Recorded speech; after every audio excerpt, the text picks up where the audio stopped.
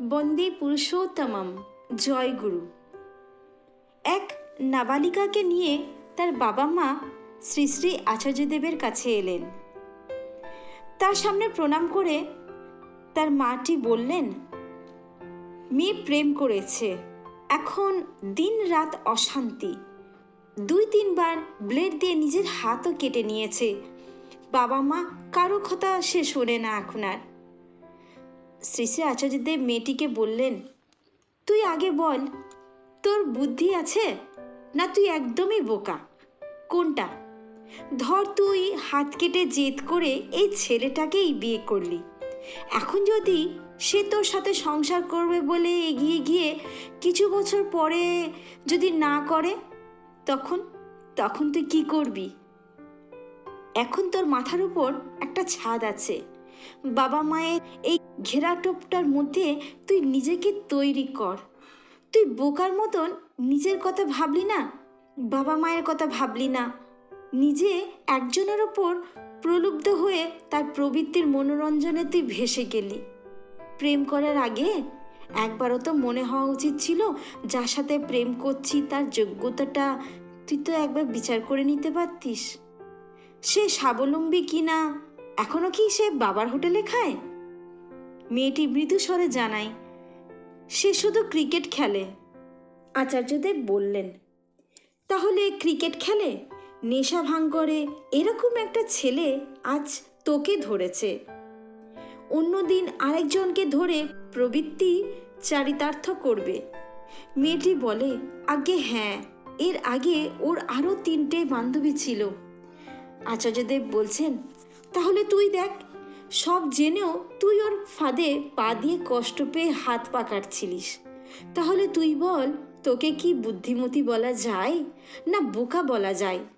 যে আগে 3জনকে ছেড়েছে সে তাহলে তোকেও ছাড়তে পারে। তুই নিজের জীবনের জন্য এমন কিছু একজনকে ধর যার জন্য তুই তুষ্ট হতে পারিস।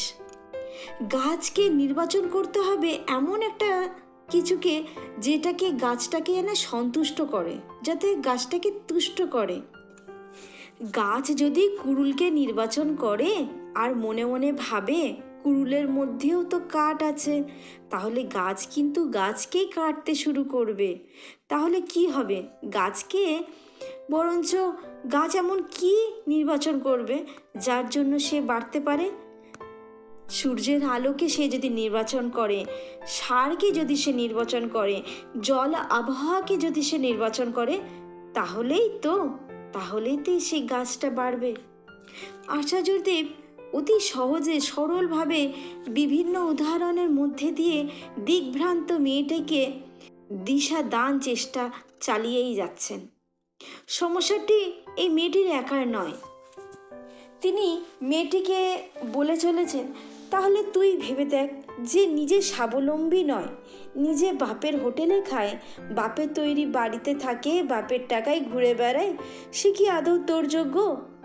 বুঝতে পারছিস তো? তুই যদি বুঝতে পারিস তবেই তুই বেরিয়ে আসতে পারবি।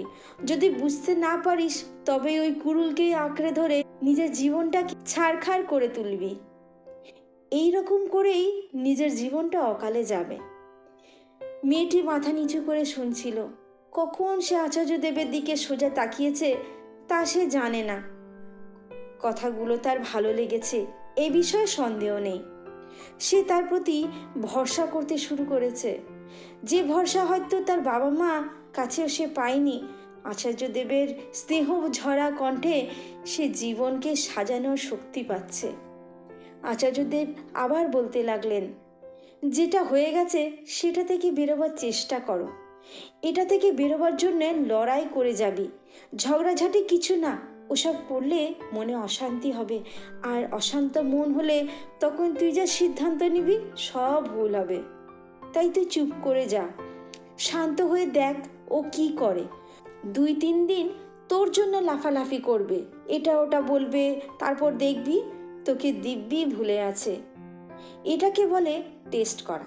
তুই যখন মিষ্টি কিনতে যাস দোকানে, তখন অনেকগুলো মিষ্টি কেনার আগে 1-2টো তো খেয়ে দেখিস, তবেই তো অনেকগুলো ভালো লাগলে তবেই তো অনেকগুলো কিনিস। তেমন করে তো জীবনটাকে ভবিষ্যতে যে তুষ্ট করবে কি করবে না সেটা টেস্ট করে নিবি না। শুধু মোহের পিছনেই ছুটবি? তুই তো মেয়ে, তোদের অনেক দায়িত্ব। তোর মতন মেয়েদের থেকেই আমাদের জন্ম হয়, দেশ ভবিষ্যৎ নাগরিক পাই। তাহলে তুই যদি এলোমেলো হয়ে চলিস তাহলে সমাজের কি হবে বল? তাহলে তুই বল, তুই বোকা থাকতে চাস না বুদ্ধিমতী হতে চাস? নিজেকে আয়নায় দেখ, তাহলে তুই সবটা বুঝে যাবি। কি অপরিসীম মমতা ভরা কণ্ঠে আচার্যদেব বোঝাচ্ছিলেন তরুণীটিকে। পারিবারিক কুসংস্কার ও বয়সোচিত সুশিক্ষার প্রতি অনীহা ও অজ্ঞানতার কারণে আজ সমাজ থেকে প্রতিনিয়ত হারিয়ে যাচ্ছে অসংখ্য কিশোর কিশোরী, যার দায় সমাজের আমাদের মতোর প্রতি প্রত্যেকের। আচার্যদেবের এই কথাগুলো যদি আপনাদের বিন্দুমাত্র উপকার হয় তাহলে আপনারা ঠাকুরের আশ্রিত হন। আপনাদের প্রতি প্রত্যেকের মঙ্গল কামনা করি আমার পরম দয়াল শ্রী শ্রী ঠাকুরের রাঙা রাতুল চরণে। জয় গুরু।